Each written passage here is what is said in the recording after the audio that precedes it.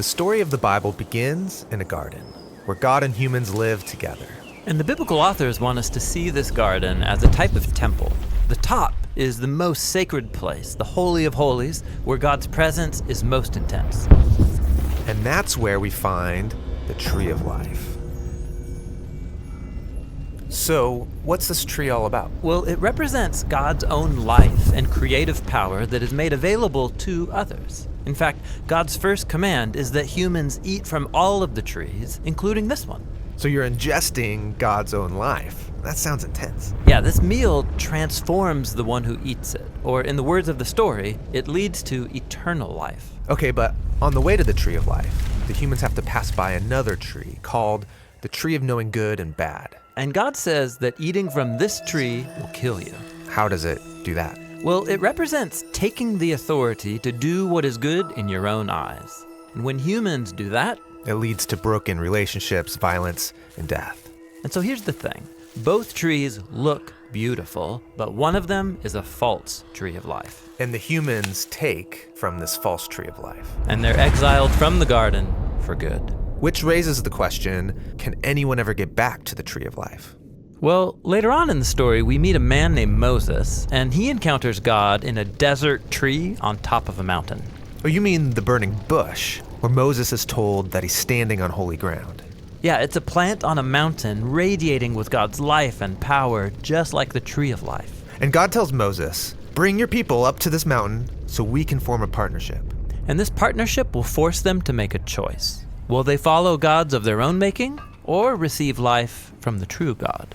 And in this story, they give their allegiance to an idol. And it's just the first of many.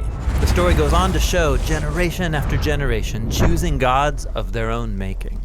And these idols were usually placed on tall hills like beautiful trees. But they're false trees of life that lead the people into self-destruction, exile, and death. It's like death's grip on us is too strong to resist. Is there any hope? Well, let's turn now to the story of Jesus.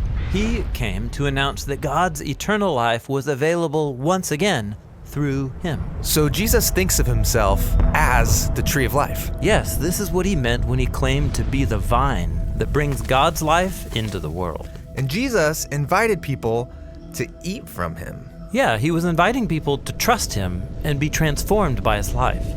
But Jesus also exposed how corrupt humans are, how much they love false trees of life. And so Jesus presented people with a new choice between life or death. And this time, they don't just choose death. They also chose to attack the one who sustains all of life. Yes, Jesus is led up to the top of a hill where he dies upon a tree. The cross is the sad and violent result of humanity's desire to do what is good in our own eyes. The tree of life has been overcome by the power of death. Well, it seemed that way.